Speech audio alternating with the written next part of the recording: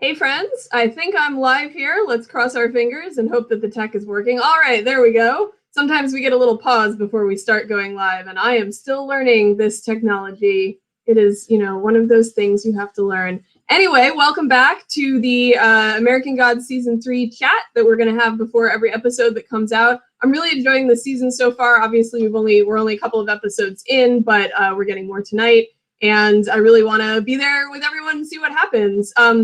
A few things as we're getting started. First, I'm going to use my platform to rec a couple of things that I'm listening to, reading, watching these days, because actually people have been asking me about that. So the first one is no surprise at all. I am rereading American Gods. What a shock, right? I've read this book a bunch of times. This is the 10th anniversary edition, which I had not read until recently.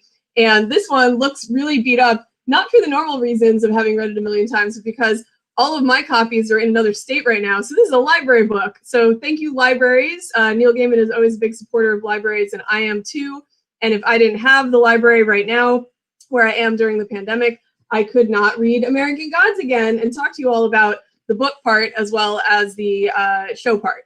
So I'm going to say the 10th anniversary edition is out there if you're interested in reading the updated version, or of course the original is out there as well. And if you haven't read American Gods and you're enjoying the show, or if it's been a while, it's a fun read or reread, so give it a try. The next thing I'm going to rec is, I have great timing. I'm recking something that is actually just ending.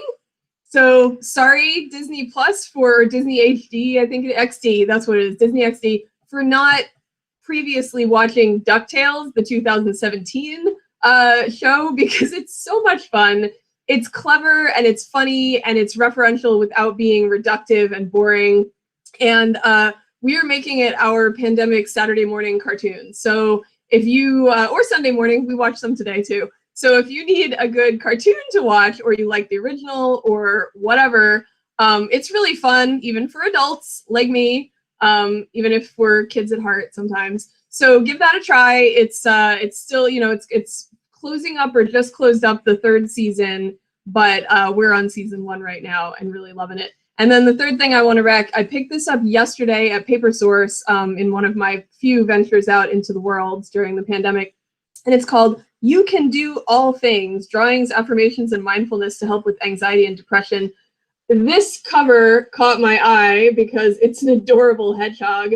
And it's actually, not only is it cute and has lots of cute animal drawings inside of it, but it actually also has like helpful tips for people who suffer from worry, that's all of us, anxiety, that's probably all of us, and depression, that's a good number of the population, especially at this time. So I just started reading it. I'm looking forward to opening it up to cute animals every day. The first one I got said, your weirdness is what makes you special or beautiful. And I was like, yep, that's totally me. So this is by Kate Allen, who's also on Instagram with similar or some of these cartoons as @thelatestkate.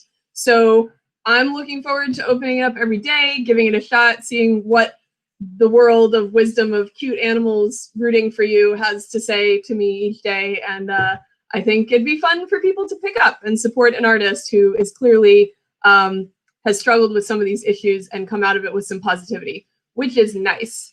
So now that I've plugged a few things, including relevant American Gods things, let's chat about episode 2 before we get into episode 3 and what we might see. So episode 2 started out with some fun fisticuffs. We had a big old fight going on. So basically what happens is in the episode 1, Shadow was in Lakeside and he gets an invite to go to Chicago to attend the wake for Zoria Vechernaya. I hope I'm pronouncing it. I try, and I'm still not as good as the actors, of course, in the show. So there's this funeral or wake going on to celebrate her life and mourn her death, and Shadow has been invited by her younger sister, Zoria Pulinshinyaya. I hope that's right. Anyway, so Zoria, the younger one, is the one who gave Shadow the silver dollar that was the moon, if you remember from season 2, and said, don't lose this one, or was it season 1? After he gave away the gold coin in the book, and I think possibly in the show, but definitely in the book, she basically says, you gave away a really important thing. Don't lose this one. And she gives him the moon in the form of the silver dollar. So she's invited him, and Shadow goes along, and he walks in, and there is Mr. Wednesday, Odin, slap dance fight boxing with Chernabog, played by Peter Stormare, who's excellent, and I love it. And it's a crazy scene. It's shot really fun, like they're kind of going around, they're circling, the camera's got different angles going on, and there's a great quote I'm gonna read where Ian McShane, who plays Mr. Wednesday, said that they wanted to bring Peter Stormare back, and because he's so terrific, and said it was Peter's idea, the dance. The slapping came from some crazy Scandinavian dance that they used to do. You'll have to ask him about it. Anyway, we incorporated it into the choreography, and it seemed to work pretty well. So props to Peter Stormare for that crazy scene. It was really fun to watch, and we got more of Mr. Wednesday's season 3 couture of weird, like, he's kind of like this sexy old guy in this. I mean, not older gentleman. He's not an old guy, but he's like an older gentleman, and he's got this, like, virility that he didn't have in the earlier seasons. I assume they're doing that on purpose because when he meets Shadow in season 1, he's this guy on a plane, and Shadow doesn't know who he is yet, and he has to kind of lead into it, convince him what's going on. And so then he becomes more himself in the show, I think. And also, of course, he's trying to recruit the gods, the deities who have come to this wake. So he's there, he has to show his power, he's showing his power more. And I think that, I don't know whether it's intentional, but I think that's reflected in how he's being wardrobed this season and the activities that they've got going on with him. He's got more power in his acting, so to speak. So Shadow goes over there, and he ends up talking to Zoreya, the youngest, I'm so bad at this, Polinciaya. And because he's been invited to talk to her, to see her. Oh, but I skipped a part. There's so much going on in these episodes. So Shadow gets there by renting a car from Marguerite, who's his landlady, and he rents this purple, beat up, dirty car. I'm not a car expert, so I can't quote you what kind it is, but it's like this old, beat up purple car, and she lets him drive it to Chicago, and he hears what sounds like some familial like back and forth between Marguerite and her son. And he's the son is singing and playing music on a tape or a CD in the car. So he gets there and he's talking to Zoreya, and oh gosh, there's so much to it. I'm skipping around too much. Let me try to do better for all of you out there. And also, sorry about that. I was just looking at some information on our chat. So, and feel free to ask questions if you're watching, or share your comments, like things you liked in this episode. I know that some people might be watching it later, and you can always hit us up on Twitter or whatever you would like. But I'm interested in how other people are enjoying the show as well. Anyway, so Shadow goes off to this funeral, and he interacts with Wednesday, and he's kind of like, oh, really, we're doing this, you're still doing your thing, and I'm very frustrated with you. And he ends up talking to Cordelia, and that's outside of the funeral. And Cordelia is the fiance, but not really fiance. And she's basically like, I'm just doing this because like I answered an ad for Wednesday, who needed someone to drive him around and everything. And she also says like, oh, if you ever needed time to talk, then here's my number. And he says likewise. And it's like kind of two humans interacting amongst all this crazy stuff that's going on. And they have this very human moment outside of the gods fighting inside and drinking inside and doing whatever else they're doing.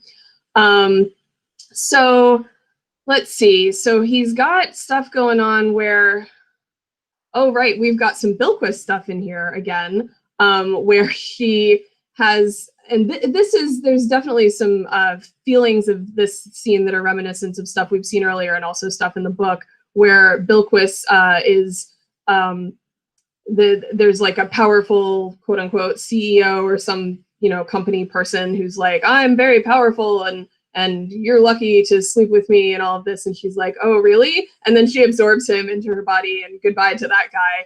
And then she gets sick. So she's not unlike in previous times where we've seen her kind of satisfied after she's been worshipped by her worshippers. She is sick, so we don't know what's going on there, but we'll be interested to see what's happening. Let's see. I'm trying to think. So did I talk yet about the Zaraya pulling? The one who gave him the moon coin. I really apologize that I cannot keep them straight. I've read this book a million times and I still have trouble remembering which one's which sometimes, which is my bad. But she gives Shadow some advice before he leaves Chicago, because that's kind of why he went there anyway, was at her invitation.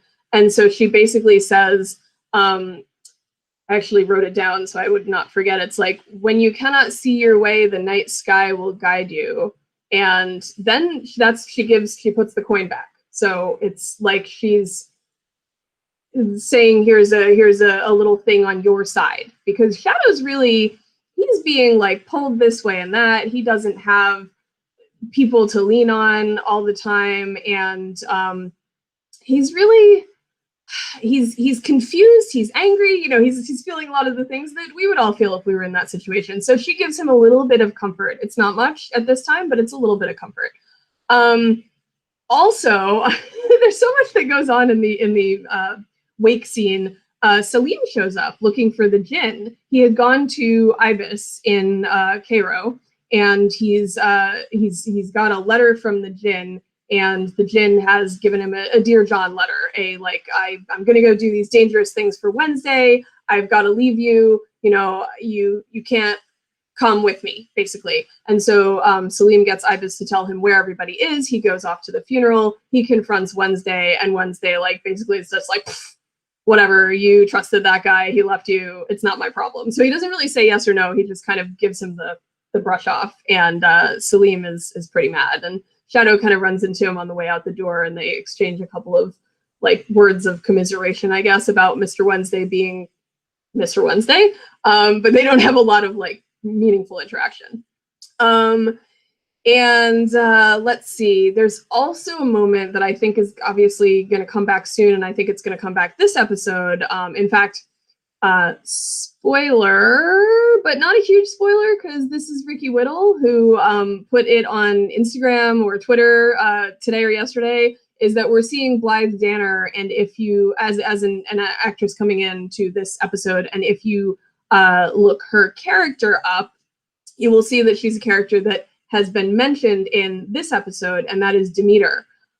So we see he goes to visit a dentist, and this is for anybody who has fears about dental things. This is not a pretty scene for you to watch. But he goes to the dentist, and his name is Turl, I think, in the Turl in the dentist's office, but he's actually Tyr, the Norse god of war and justice. And he's got one hand, which is part of the Norse myth. I believe that, if I'm remembering correctly, because I did not check this one, sorry, before tonight, I think that Wednesday's wolf bit his hand off at some point. Odin's wolf in the Norse mythology, Mr. Wednesday being Odin.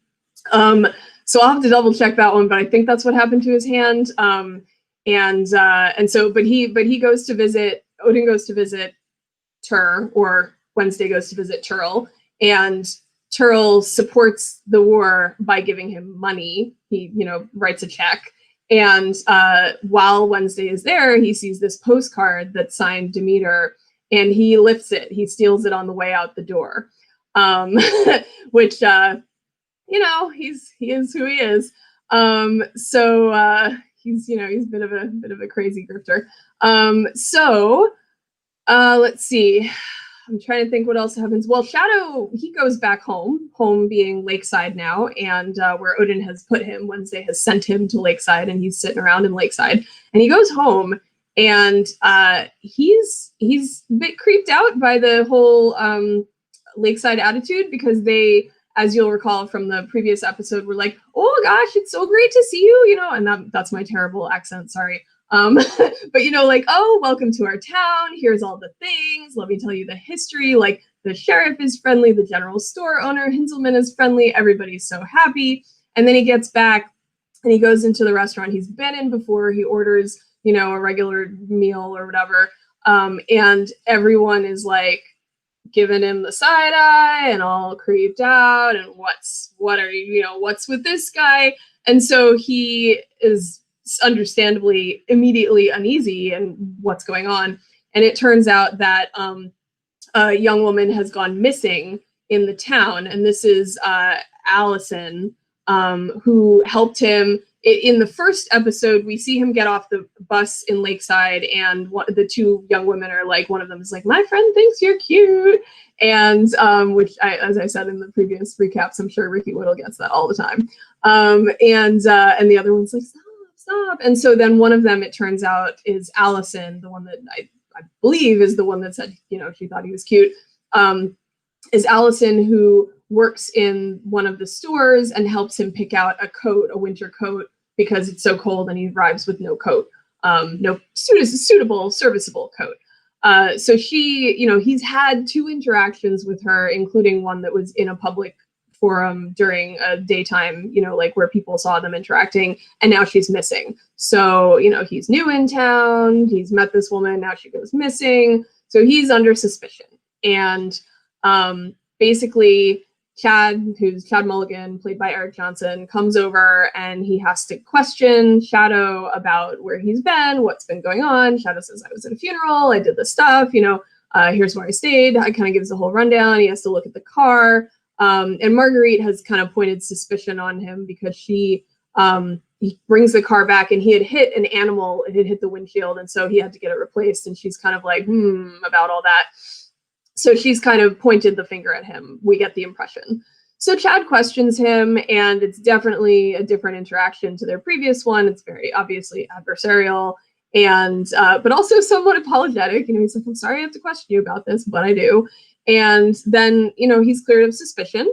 So Shadow, you know, he goes back to his home, and which is the apartment in Lakeside, and he still has no heat. I don't remember if I mentioned in previous episodes, but the apartment has no heat, and the fireplace says "do not use" and a big sign on the fireplace. And so he's like, screw that. And he goes out to the forest to pick up some firewood, and he sees a peacock, and the peacock, all its feathers open, so it's got all the peacock eyes.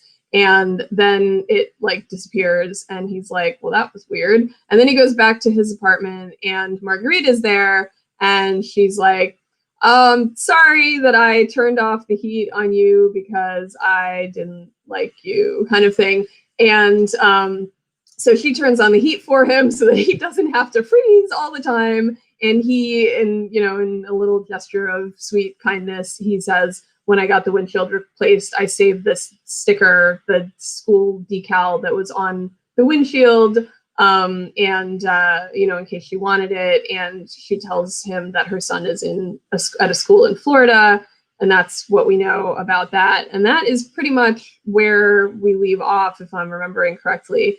This show is packed full of stuff, and of course I've got in my head, the previous 2 seasons, and also the book itself, which, as I said, I'm rereading. So there's a lot that goes on. But I think that's pretty much episode 2. So episode 3, which is coming out, it's on the Starz app right now, but I like to watch it at 8 o'clock because it's kind of fun to just have that set time to watch it in this world of everything streaming, and B, to give you guys a little more fun if you like to watch along and do things. You can follow along when some of the stars are tweeting about it. So not only does the American Gods US or American Gods INTL International Twitter handles, not only do they tweet some things, but sometimes Ricky Whittle is tweeting, or Yetide Badaki, or Bruce Langley, or other people who are involved in the show are live tweeting with you. So I know Bruce Langley is doing it tonight. And for all of your enjoyment, if you go over to my Twitter handle at the Emily ESSE, I have an American Gods public list where I've started putting the Twitter handles of people involved in creating and bringing the show to life. So if you want to follow what's going on live when you're watching it at 8 o'clock with the rest of us, 8 o'clock Eastern, which is when I watch it. Sorry, West Coast. You can pull up that list and have some fun with that. So, so I'm looking forward to watching it tonight. And tonight's episode is called Ashes and Demons. And I assume that we're going to see the search for Allison, of course, because we don't know what happened to her, and that's an urgent thing. And not stated on the show as far as I know, but stated from my many watchings of all the procedural police and FBI and whatever else shows I've watched over the years. The first 24 hours are crucial, and the first 48 hours are almost as crucial, if you're trying to find a missing person. So I'm assuming we're going to see a search for Allison. And I know that Yetide Badaki is going to be in this episode, so we'll be seeing Bilquis again. Again, Bilquis in the book is, doesn't have as heavy a part. Yetide Badaki is awesome, and so they bring her in and have this storyline unfolding for her where she's got the kind of both sides thing going on, and then kind of I want to be neutral and what's going on with her now. And so we know we're going to see her. Frankly, that I always hope that means we're also going to see more of Yetide Badaki as Bilquis and Bruce Langley as Tech Boy, because they're just really fun together. But we probably will see more Mr. Wednesday, because as I said, my understanding is that Demeter, played by Blythe Danner, will be appearing in this episode, and Wednesday obviously is interested in that. So I'm sure we'll see some of Wednesday and Demeter. And it's been a while since we've seen Laura, so I'm guessing we're gonna see Laura if we do get to see her again. I mean, they got to bring her back in somehow, right? So I don't know if we're going to see Salim again. I'm interested in what did happen to the Jinn. Where did he go, and how true are his feelings, and all of that kind of thing, And I don't know. I think that Shadow's journey continues. I don't know how much of Lakeside as a cheerful, friendly town we're going to see, and how much of Lakeside as a everyone's under suspicion we're going to see, but I assume there's going to be more of the latter than the former at this point. So yeah, I think we're going to see Lakeside. I think we're going to see Wednesday and Demeter. I think we're going to see little Bilquis. I don't know how much we're going to see of the New Gods plans, because Ms. World now came in with a smash. And then we have seen Tech Boy doing her bidding, but we haven't really seen quite as much of that as we have of the Lakeside, energy and everything that's going on there. And I am enjoying the Lakeside, so I'm not complaining, but I'm interested to see what portions of that plot come into our next episode. So I think that's pretty much how I'm feeling about tonight. I'm looking forward to the 8 o'clock Eastern time slot, where I will be watching along with a lot of other fans and the official Twitter account and Bruce Langley and possibly other stars of the show. So as I said, check out the list I've made, and feel free to let me know if there are people I'm missing, because I just made this list and I'm trying to throw actors and writers and everybody who's a part of this show onto that list so we can kind of follow them and see what's going on. So yeah, I hope to see you on the Twitters, and I hope you enjoy episode 3. I think I probably will, as I've been